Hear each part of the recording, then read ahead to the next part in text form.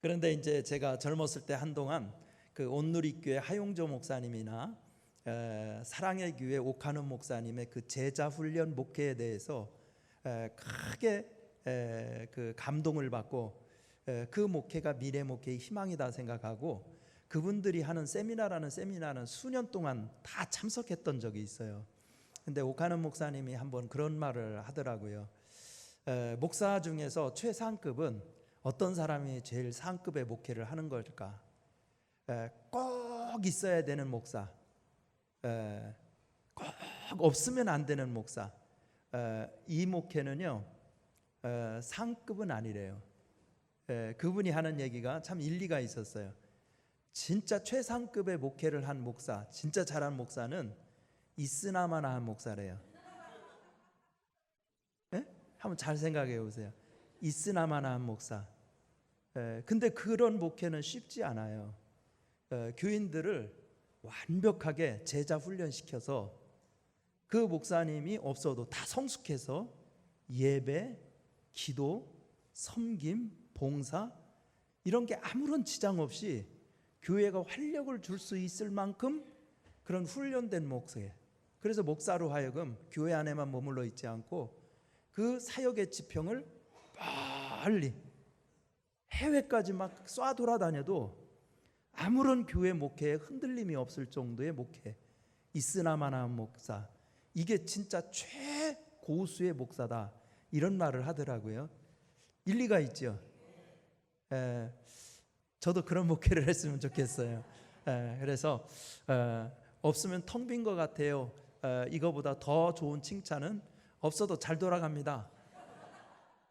이렇게 돼야 되지 않을까 싶습니다. 옆에 있는 분들하고 서로 평화의 인사를 나누셨으면 좋겠는데요. 사랑하고 축복합니다. 시작. 사랑하고 축복합니다. 사랑하고 축복합니다. 예. 만나면 좀 마음을 열고 서로 기도해주고 축복해주고 반겨주고 그러는 웃음이 넘치는 우리 목동교회 되었으면 좋겠습니다. 어느 미친 운전자가 트럭을 몰고 질주하고 있었어요. 그는 닥치는 대로 사람을 치고 다녔습니다. 거리에는 온통 피투성이가 된 사람들의 비명으로 아비규환을 이루고 있었습니다. 자, 당신이 기독교인이라면 어떻게 하겠습니까? 거리를 쫓아다니며 쓰러진 사람들의 상처를 싸매주는 게 옳겠습니까? 아니면 그 미친 운전사를 끌어내리는 게 옳겠습니까? 뭐가 옳을까요?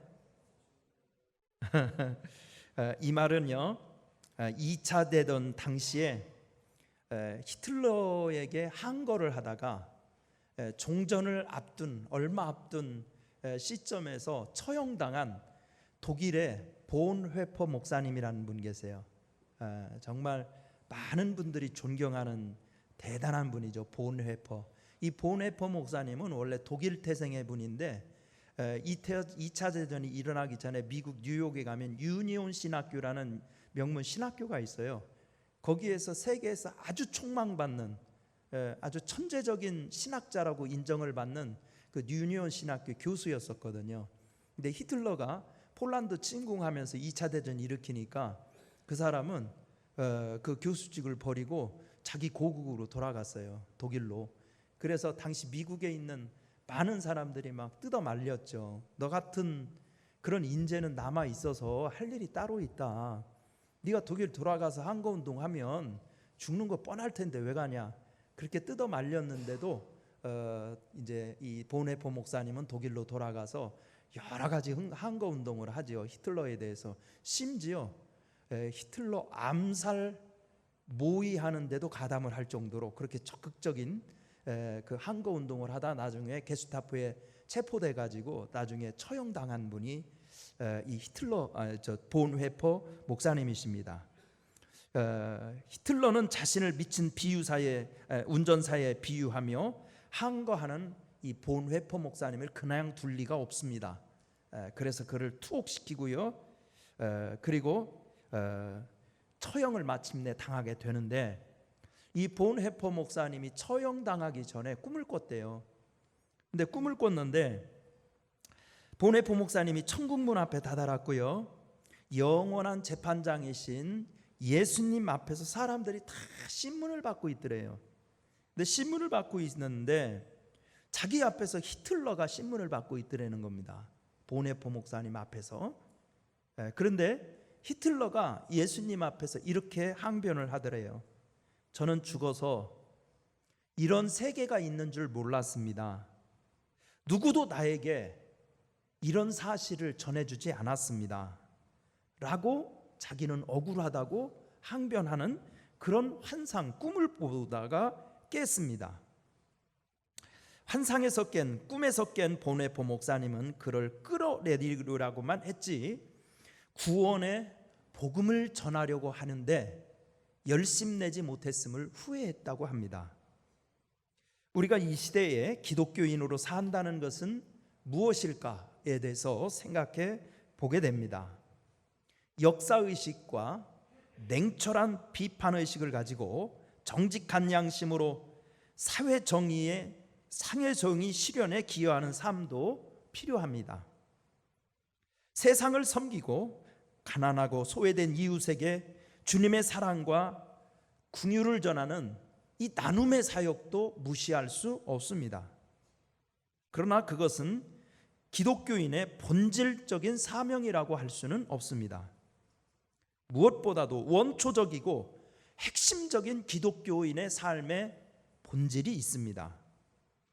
그것은 바로 이웃에게 복음을 증거하는 중보자로서의 삶을 살아야 된다는 겁니다. 중보. 이 중보라는 한자는 풀어서 얘기하자면 다리를 놓는 사람으로 살아야 된다는 뜻입니다.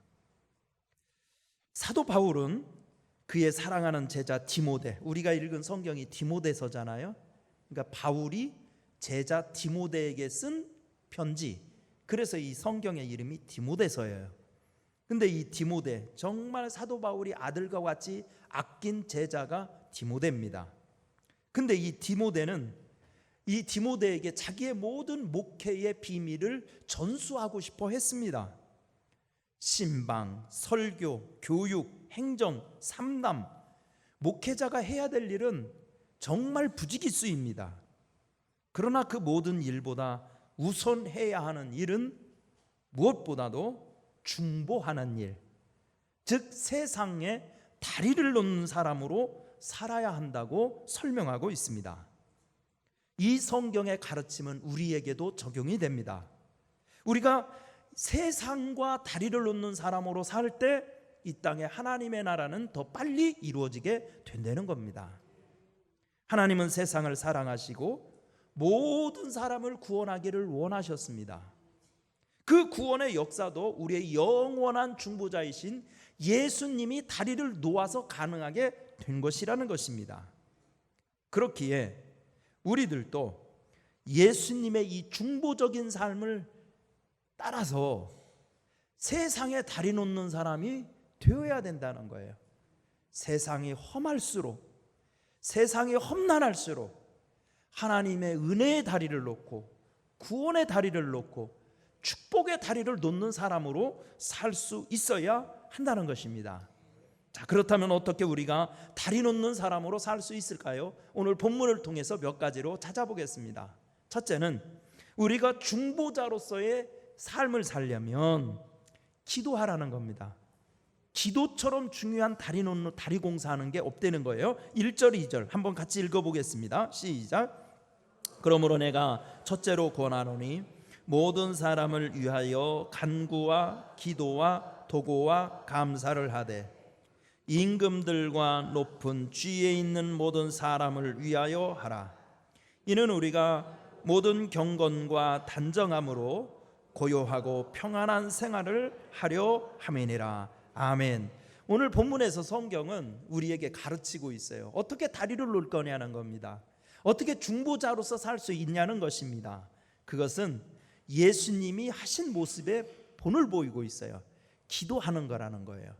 아멘입니까?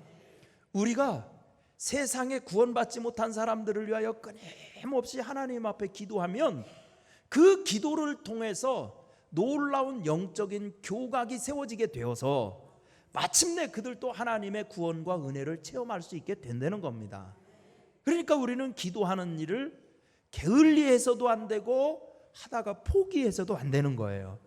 아멘입니까? 왜 그럴까? 기도는 두 가지 중요한 구원에서의 사역을 하고 있어요. 그것은 기도는 우리가 하나님과 함께 동역할 수 있는 도구예요. 이게 놀라운 일이에요. 우리가 하나님의 동업자가 된다? 이런 축복이 어디 있어요? 우리는 하나님과 함께 일할 수 있는 동역자로 삼아주는 순간이 있습니다. 그게 뭐냐? 기도할 때예요. 우리가 하나님께 기도하면 그 기도하는 순간 우리는 하나님과 함께 일하는 하나님의 동역자로 삼아 주신다는 겁니다. 아직도 통일 문제가 정말 요원하잖아요. 지금 북핵 문제도 이거 해결 안 돼가지고 지금 이 한반도가 막 강대국들과 얽혀가지고 정치가 이게 너무나 막 꼬인 게 이게 정말 머리가 아플 지경이잖아요. 그렇다 해도 이런 험난한 세상에서 북한 동포를 위해서 기도하면 우리는 이 순간 하나님과 함께 일하게 되는 것입니다. 아픈 자를 위하여 기도하고 있다? 우리 성도들 중에 아픈 자도 많아요. 병원 투병 생활하는 오랫동안 투병 생활하는 성도들도 있어요. 그런 분들을 위해서 끊임없이 기도 수첩에 이름을 적고 새벽 기도에 나와서 기도해주고 속회에 나가서 기도해주고 그렇다면은 이 시간 하나님이 그 사람들을 치유하는 치유사역에 우리를 동역자로 삼아 주신다는 겁니다. 기도야말로 그런 무기예요. 하나님과 함께하는 무기. 아멘입니까? 자, 그 국내외에서 지금 선교하는 사람들이 얼마나 많아요. 중국 선교사들은 지금 엄청나게 추방당하고 있어요. 이 시진핑이 아주 그런 종교 정책에 대해서는 엄청나게 가혹한 핍박을 하고 있어요. 그래서 우리 한국인 선교사들을 다 신원 파악하고 있었습니다. 지금까지. 그러고 있다가 중국에 있는 선교사들 지금 엄청나게 추방시키고 있어요. 이런 것. 그러니까 국내외에서도 중국이나 기타 아직도 복음의 핍박이 심한 국가들이 얼마나 많이 있습니까? 그런데 대한민국에 이 기독교만큼 외국에 선교사를 많이 보낸 나라가 없어요. 선교사 파송 국가 순위로 두 번째가 많아요. 미국이 제일 많고 그 다음에 한국이에요. 세계 각국에 나가 있는 이 선교사들을 위해서 우리가 중보 기도를 한다?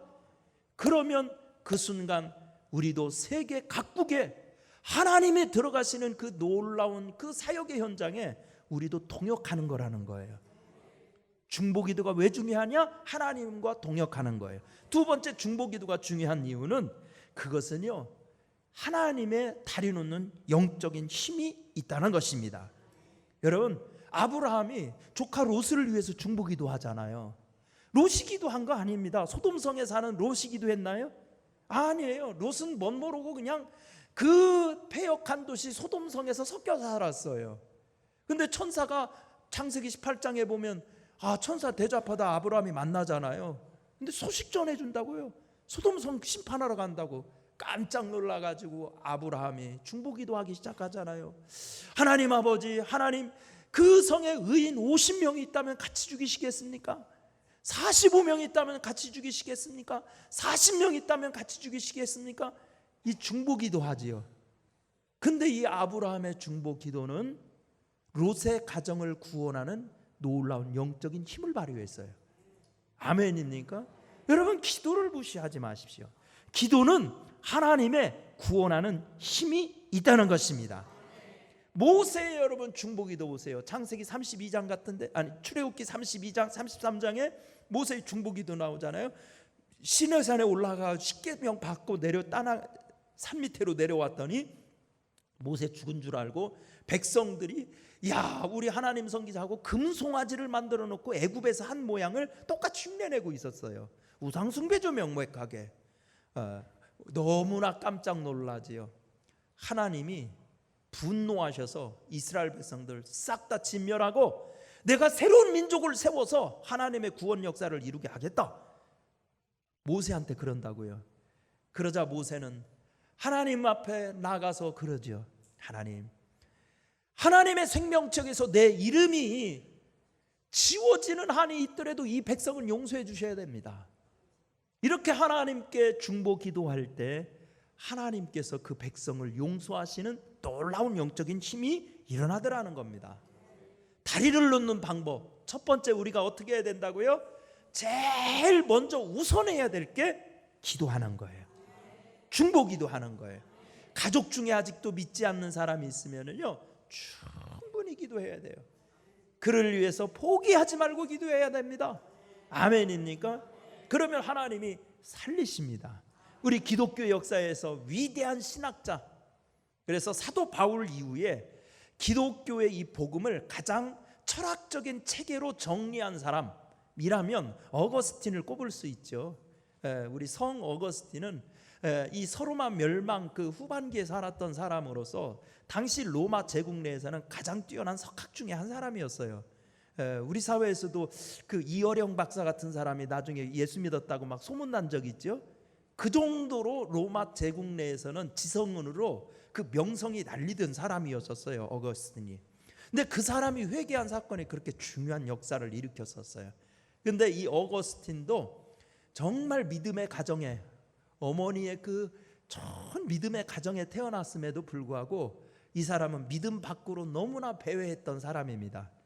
근데 모니카의 기도에 의해서 어거스틴이 마침내 회개하고 돌아오는 역사가 일어납니다. 아멘입니까?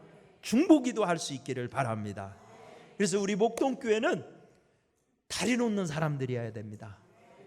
그래서 나중에 여러분들 집안에서도 그런 소리 들어야 돼요. 우리 집안 아무도 안 믿었는데 우리 이모 때문에, 우리 작은 어머니 때문에, 우리 큰 어머니 때문에, 그분의 기도 때문에 우리 집안이 다 구원받았어. 그분은 우리 집안 구원받는데 구원의 달이었어. 이 소리 들을 수 있도록 여러분 기도하시기를 간절히 축원합니다. 특별히 집안 구원을 위해서 기도하십시오. 자녀 구원을 위해서 기도하십시오. 요즘은 믿는 가정들도 자녀들이 부모님의 믿음을 따라서 신앙생활하는 경우가 참 흔치가 않습니다. 그래서 신앙은 자유인데 왜 부모님 무슨 권세로 간섭을 하십니까? 이러는 것이 요즘 시대 정신입니다. 그래서 사실 가까운 사람일수록 믿음을 얘기하기가 쉽지 않고 예수님 얘기하기가 쉽지 않은 그런 시대에 살고 있어요. 그러니까 더 기도해야 됩니다. 아멘입니까? 자, 다리 놓는 첫 번째 방법 어떻게 하자? 중보기도 하자.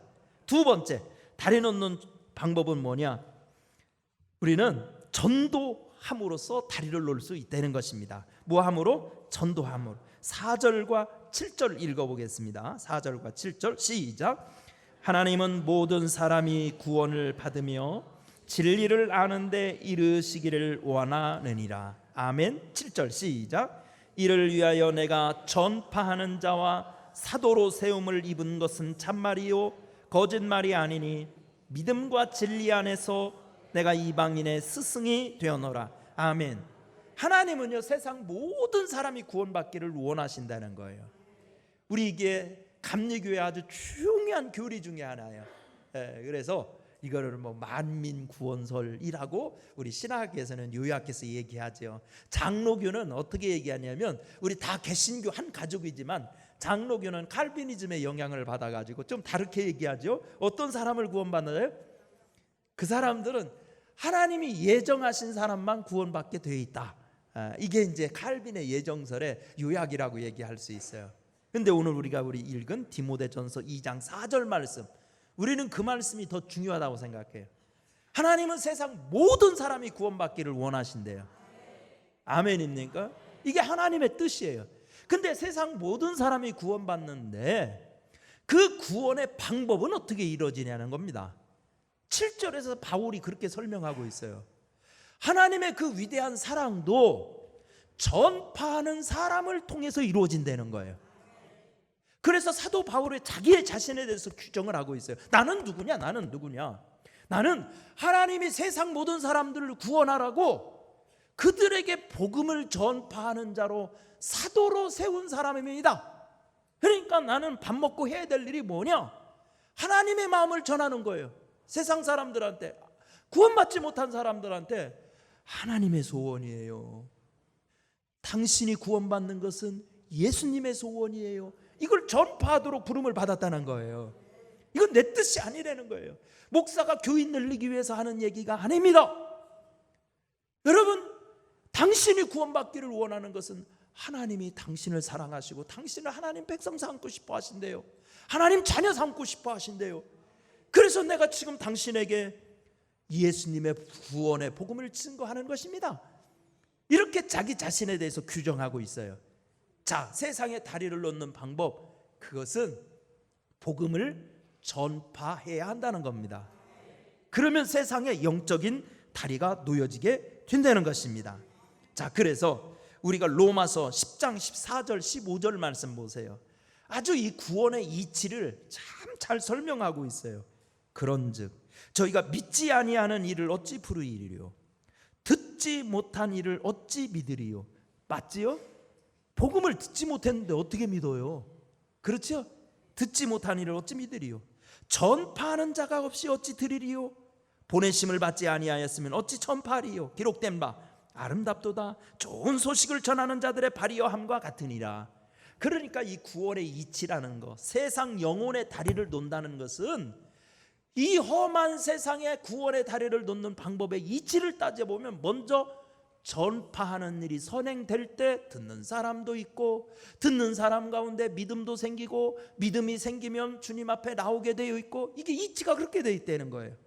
그러니까 제일 우선해야 될 것은 다리 놓는 기초공사는 뭐부터 전해야 돼요? 전파하는 거. 아멘입니까? 복음을 전파해야 된대. 그래서 고린도전서 1장 21절에서는 이렇게 말합니다. 하나님의 지혜에 있어서는 이 세상이 자기 지혜로 하나님을 알지 못하는 거로, 하나님께서는 전도에 미련한 것으로 세상을 구원하시기를 원하셨느니라. 아멘입니까? 우리가 아무리 지혜롭다고 해도 하나님의 지혜를 알 수가 없어요. 하나님의 구원의 이치를 사람의 인간의 지식으로 풀어낼 방법이 없어요. 십자가를 뭘로 설명합니까? 그거는 인간의 지혜로 풀어낼 수 없는 신비예요. 하나님의 신비. 그렇기 때문에 우리가 어떻게 해야 되느냐? 하나님께서는 인간의 지혜로 구원받게 안 하셨다는 거예요. 인간의 지혜로 구원받게 하면 머리 좋은 사람, IQ 좋은 사람, 이런 사람만 구원받게 해요? 아니에요. 그래서 하나님은 전도에 미련한 것으로, 세상 사람들 전도하면 미련하게 생각하잖아요. 왜 이렇게 저렇게 멍청한 방법을 붙들고 저럴까? 세상이 지금 어떻게 돌아가는데? 대부분 이렇게 얘기하잖아요. 그런데 그것은 하나님이 허락하신 방법이에요. 구원의 다리를 놓는 방법이에요. 그래서 놀랍게도 하나님께서는 인간의 지혜로 인간을 구원하는 것이 아니라 하나님의 전도를 받아들이는 사람을 통해서 구원의 은혜를 주신다는 겁니다. 그러니까 우리도 틈만 나면 뭐 하냐? 끊임없이 도전해야 돼요. 기회 있을 때. 그래서 잘 분위기가 무르익게, 그래서 때를 분별하는 것도 필요하죠. 상황과 때에 맞게 복음을 증거해야 되죠. 다 이렇게 해서 그래가지고 공을 들여가지고 때가 되었을 때 예수 복음을 증거할 수 있는 이런 끊임없는 도전이 일어났을 때 영적인 다리가 놓아져서 그 사람들도 험한 세상에서 예수님을 알게 되어서 예수님으로 인하여 구원받고, 예수님으로 인하여 위로받고, 예수님으로 인하여 삶의 길을 찾고, 이런 축복을 누리게 된다는 겁니다. 우리 목동교회 성도 여러분, 우리도 세상에 다리가 놓는 사람들 되시기를 간절히 축원합니다. 미국 소매상협회에서 이 세일즈맨들 있죠. 세일즈맨들의 실적과 방문 횟수의 이 상관관계를 조사한 적이 있답니다. 근데 이 세일즈맨이 자기 물건을 팔기 위해서 48%만이 한 번 찾아가서 권유했대요. 48%. 그러니까 거의 절반 정도가 물건 팔기 위해서 한 번 방문했다는 거예요. 그리고 25% 정도가 두 번 찾아가서 권유했고, 15% 정도, 세일즈맨의 15% 정도만이 한 세 번 정도 찾아간다는 거죠. 그리고 12%만이 4번 이상 방문해서 계속해서 이 상품에 대해서 선전을 했다는 거예요. 근데 그 통계에서 재미난 것은 4번 이상 방문한 12% 되는 그 사람들이 판매 실적의 80% 이상을 차지한대요. 그러니까 이 판매 실적, 소위 물건을 파는데도 방문 횟수가 늘어나면 늘어날수록 성과가 있다 없다? 있다는 거예요. 그걸 통계적으로 증명한 거예요. 우리 역시 복음 증거하는 일도 역시 그렇습니다. 여러분, 영적인 다리 놓는 일은요, 한번 잘 생각해 보세요. 물살이 거센 강물 위에 다리 놓는 거 생각해 보세요. 그게 쉬워요? 얼마나 힘든 작업입니까? 그 작업하다가 막 희생되는 사람도 있고 그렇잖아요. 우리 영적으로도 마찬가지입니다. 구원에 다리 놓는 것도 만만한 일은 아닙니다. 때로는 여러분, 우리가 모욕을 당할 때도 있을지 몰라요. 때로는 우리가 무시당할 때 있을지도 몰라요. 그렇지만 그렇더라도 우리가 시간을 내기도 해야 되고요, 정성을 들이기도 해야 되고요. 그래서 우리가 계속 도전하면 우리 하나님께서 여러분 구원의 다리를 놓아주게 될 줄 믿습니다. 우리 김세레나 씨라는 옛날 가수가 있어요. 김세레나 씨가 아직 막 그 민요 부르듯이 구성지게 불렀던 그 노래 중에서 갑돌이와 갑순이라는 노래 아시죠? 그 노래 뭐 한국 사람이 모르는 사람 아무도 없죠. 근데 그 곡조를 보면 굉장히 흥겨워요. 재밌게 불러요. 근데 가사의 내용을 사실 가만히 뜯어보면 그 비극입니다. 그래요, 안 그래요? 갑돌이와 갑순이가 사랑을 했대요, 안 했대요? 사랑해서 결혼해가지고 잘 먹고 잘 살았대요? 아니면 따로따로 헤어졌대요? 헤어졌다는 거 아니에요. 그래서 그 가사의 내용을 보면 갑돌이와 갑순이는 한 마을에 살았더래요. 둘이는 서로 사랑을 했더래요. 얼마나 좋아요? 사랑을 했더래요. 그러나 둘이는 마음뿐이네요. 겉으로는 모르는 척 했더래요. 그러다가 갑순이는 뭐를 갔대요? 시집을 갔더래요. 갑순이도 시집을 가니까 화가 나가지고 갑돌이도 따로따로 간 거예요. 그러면서 속만 태우면서 그냥 고까지껏 했더래요. 뭐 이러면서 끝나잖아요. 여러분, 마음뿐이면 안 됩니다. 그 사랑하는 마음을 표현했더라면 이 노래의 가사는 분명 달라졌을 겁니다. 우리 복음 증거하는 것도 그래요. 마음에만 품고 안타까워 여기면 안 됩니다. 저 친구 정말 나오고는 세상에 좋은 친구인데 이렇게 안타까워만 하고 있으면 안 돼요. 적절하게 뜸을 들이고 공을 들여서 때가 되면 마음을 활짝 열고, 정말 사랑하는 친구야, 내가 너에게 인생일 때 축복을 전해고 주고 싶다, 나의 이 마음 좀 받아주렴 하고 예수님을 전해야 다리가 놓아지게 된다는 겁니다. 여러분, 우리도 복음을 전파할 수 있는 힘이 있기를 바랍니다. 그래서 성경에서는 때를 얻든지 못 얻든지, 아멘입니까? 너는 말씀을 항상 전파하라. 여러분, 우리 복음을 전파함으로 세상에 다리를 놓는 성도들 되시기를 축원합니다. 세 번째, 어떻게 우리는 영적인 다리를 놓을 수 있을까요? 전도를 위해서 섬김으로 다리를 놓을 수 있습니다. 뭐함으로? 섬김으로. 6절 말씀 함께 읽어보실까요? 6절 말씀 시작. 그가 모든 사람을 위하여 자기를 대속물로 주셨으니 기약이 이르러 주신 증거니라. 아멘. 여기 보면 여기 그는 누굴까요? 예수님이죠. 예수님. 그는 예수님이세요. 예수님은 모든 사람을 위하여 자기를 뭘로 주었다? 대속물로 주었다. 대속물. 구약 성경에 대속물이라면 여러 속죄 제사가 있잖아요. 내가 죄를 지었어요. 죄의 싹은 뭐래요? 죽어야 돼요. 그러니까 하나님 앞에서 내가 죄를 지었으면 하나님 앞에서 내가 죽음의 벌을 받아야 돼요. 그런데 이 죽음의 벌을 면하는 방법을 하나님이 구약에서는 제사로 알려주셨어요. 그래서 내가 죄를 지었을 때는 내 죄를 대신 갚아줄 제물을 찾았어요. 그게 양이나 소죠. 염소. 이런 거 끌고 가서 그 양이나 소와 염소가 내 대신 죄를 다 뒤집어 쓰고 대신 죽는 거예요. 그러면서 내 죄를 용서받는 하나님과 화해를 이루는 거예요. 대속물이라는 건 구약의 제사에서 그런 거예요. 그런데 예수님이 구약의 양과 같은 역할을 했대요. 하나님과 인간 사이에는 인간의 힘으로 갚을 수 없는 엄청난 인간의 죄가 있었어요. 이 죄의 값을 예수님이 다 지불하기 위해서 자기가 구약의 제물처럼 스스로 대속물이 되었다는 겁니다. 대가를 지불했다는 거예요. 그리고 인류를 죄에서 해방하는 길을 만들어 주셨다는 거예요. 그게 십자가 사건이에요. 아멘입니까? 6절에서 사도 바울이 예수님의 구원 사건을 설명하는 이치는 이것입니다. 예수님이 세상을 구원한 방법도 공짜로 된 게 아니라는 겁니다. 하나님이 이 땅에 구원의 다리를 놓은 것도 그의 사랑하는 독생자 예수를 우리를 위해서 대신 주심으로 그 엄청난 희생을 통하여 하나님과 인간 사이의 구원의 다리가 놓여지게 되었다는 거예요. 그러니까 우리도 세상의 다리를 놓으려면 예수님 닮아야 된다는 겁니다. 어떻게 해요? 우리가 예수님처럼 다 십자가에 매달릴 수는 없어요. 예수님의 십자가에 매달리는 방식이 뭐냐면 우리가 세상을 섬기는 거예요. 아멘입니까? 믿지 않은 사람들을 찾아가는 겁니다. 섬기는 거예요.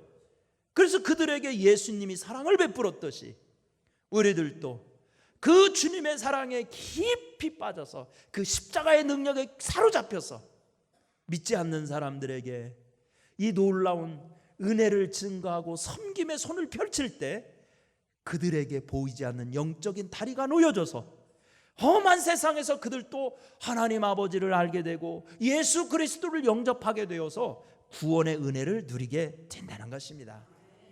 사랑하는 성도 여러분, 오늘은 농촌 선교 주일이기도 합니다. 그래서 원래 예정에는 감리교회에 있는, 요즘 농촌이 다 농촌교회가 힘들잖아요. 왜냐하면 다 도시로 올라왔기 때문에 옛날에 농촌교회 다 괜찮았던 교회도요 다 미자립되고 말았어요. 그러니까 농촌교회 힘드니까 오늘 이번 주에는 오후 예배 때 농촌교회를 한 교회씩 초대해서 그 목사님이 설교하게 하고 또 그 교회 교인들과 교제도 하고 식사나 애찬도 하고 이렇게 하기로 약속이 돼 있었어요. 그래서 우리도 저 공주에 있는 어떤 한 교회를 소개받았었는데 그들한테 연락을 하니까 오후 예배까지 어떻게 올라올 수 있는 방법이 없어서 못 올라오겠습니다 이렇게 연락이 오늘 와가지고 함께 예배는 못 드려요. 그래서 원래 새 계획은 그렇게 하려고 했었어요. 오후 예배 때 그 농촌교회 교인들 초대에다가 같이 예배 드리고 그 목사님 설교도 듣고 이러려고 했었어요. 여러분, 이런 것도 다 다리 놓는 방법 중에 하나지요. 여러분, 우리 그리스도인들은 험한 세상에 다리가 되어야 됩니다. 아멘입니까? 세상 물결칠수록, 세상이 요동칠수록 사람들의 마음은 아파하잖아요. 힘들어하지 않습니까? 이럴 때 우리가 구원의 손을 내밀어서 그들에게 위로가 되고 그들에게 용기가 되고 그들에게 위로가 될 수 있는 사람으로 살 수 있어야 되지 않겠습니까? 사도 바울은 오늘 디모데 전서에서 그의 사랑하는 제자 디모데에게 우리 그리스도인들이 가장 본질적으로 예수님을 닮게 사는 방법은 중보자로 사는 것이다. 다리 놓는 사람이 되는 것이다. 여러분, 우리 험한 세상에 다리가 되기를 간절히 축원합니다. 그래서 우리들도 여러분들의 그 섬김과 복음 증거와 기도를 통하여 아직도 예수님을 모르는 많은 사람들이 예수 구원의 은혜를 체험해서 새로운 삶, 새 생명을 삶을 사는 축복을 누리게 되기를 간절히 축원합니다. 기도하겠습니다. 은혜로우신 하나님 아버지, 하나님의 은혜를 감사합니다. 오늘 농촌 선교 주일을 맞아서 우리도 복음 증거하는 일을 다시 한번 깊이 묵상하기를 원합니다. 하나님이 주신 말씀을 가슴에 새기기를 원합니다. 예수 믿는 사람은 세상에 다리 놓는 사람이라는 것을 다시 알게 하여 주시어서 우리도 예수님 닮게 하여 주시사 구원의 다리를 놓게 하시고 기도로 다리를 놓게 하시고 전도로 다리를 놓게 하시고 섬김으로 다리를 놓게 하여 주시어서 하나님, 많은 사람들, 구원의 진리를 모르는 많은 사람들 예수님 영접할 수 있는 역사가 이 재단에서 불같이 일어나도록 복내리어 주옵시고 그 일에 충성하는 자, 하나님 그 복음을 증거하는 자의 그 아름다운 발이 된다고 하였는데 우리 하나님께서 그들의 삶을 아름답게 가꿔주시는 축복의 역사가 일어나도록 복의 복을 내리어 주옵소서. 예수님의 이름으로 기도드리옵나이다.